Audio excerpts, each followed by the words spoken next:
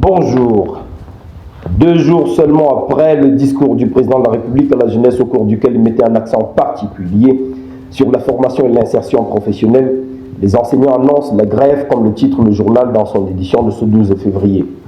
Comme on peut le lire en page 3 du quotidien, les seigneurs de la CRE ont tenu le 7 février dernier à Yaoundé une conférence de presse au cours de laquelle le syndicat des enseignants du Cameroun et d'Afrique ont menacé de redescendre dans la rue.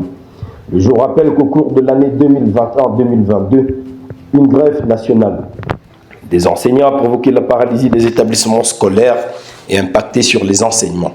Malgré les mesures prises à l'occasion par le gouvernement, le quotidien nous apprend que le syndicat des enseignants du Cameroun et d'Afrique observe toujours un mal-être, principalement en ce qui concerne les allocations familiales et les impayés d'avancement.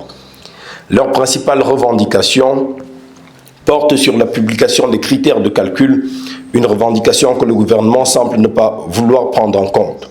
Le CK met en garde le gouvernement, car à défaut d'une mise à jour de leurs indices, il devra s'attendre à la saison 2 de OTS en a trop supporté.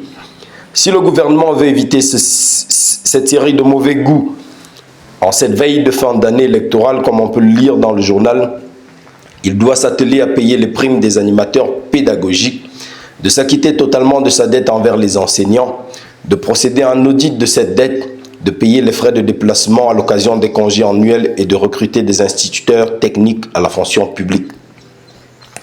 Le jour nous apprend par ailleurs que des coups de feu sèment la panique lors d'un match de MTN Elite One. Le journal raconte que le 9 février, des coups de feu ont été entendus à l'occasion du match PWD Fauve Azur, sèmant ainsi le trouble au Young Francis Stadium. Les organisateurs, en raison du calme relatif qui sévit dans la région du Nord-Ouest, n'ont pas tenu compte de la crise de sécurité en cours depuis 2016 dans la région.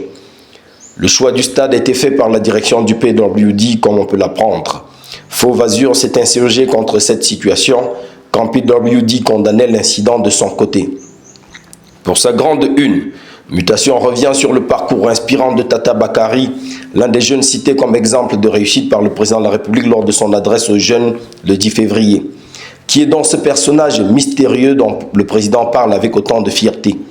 En page 7 du journal dirigé par Georges Alain Boyomo, nous apprenons que d'enfant de la rue, Tata Bakary est devenu un modèle du monde agricole. Des raisons pour le président de la République d'exhorter les jeunes à s'auto-employer en se lançant dans l'agriculture ou l'élevage. Rosette Tombessac nous dresse le parcours exceptionnel de ce jeune agriculteur âgé de 35 ans qui a réussi dans l'agriculture grâce à 7 ans de fréquentation et d'initiation à la station de l'Institut de recherche agricole pour le développement IRAD à Fumboto, dont il a bénéficié d'un accompagnement de 2000 à 2007. Cuisinier du chef de station de l'IRAD en provenance de Kumbo dans le nord-ouest, il s'est découvert une passion pour l'agriculture. Après sa formation, il va créer un GIC pour aider sa famille et former d'autres jeunes qui, comme lui, ont connu la rue.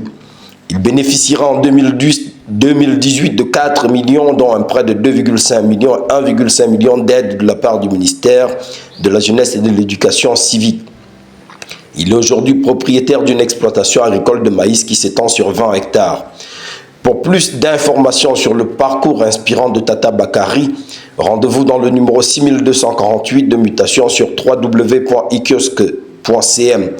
Toujours dans son édition de ce matin, Mutation nous informe que la sécurité du port de Douala a été davantage renforcée afin de répondre à une promesse présidentielle visant l'arrimage du port aux standards internationaux.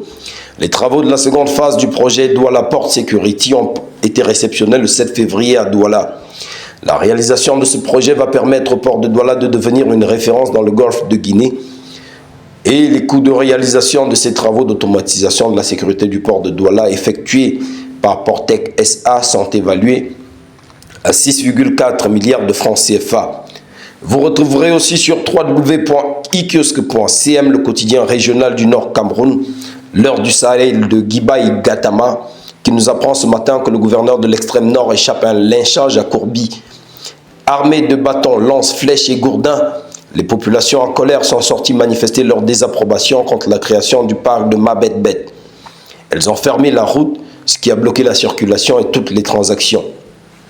Pour ces populations venues de Taïbon, Guidigui et Kaïlé, plutôt que de créer un parc, il aurait été préférable de créer une usine comme l'indique le journal en page 6. Venu en négociation avec les populations effarouchées, le gouverneur de la région, Midjiyawa Bakari et son équipe ont été extirpés de la foule grâce à une intervention du BIR. Les populations qui ont finalement procédé à la réouverture de la route ont promis de revenir si le Premier ministre ne recule pas, comme on peut le lire dans cet article.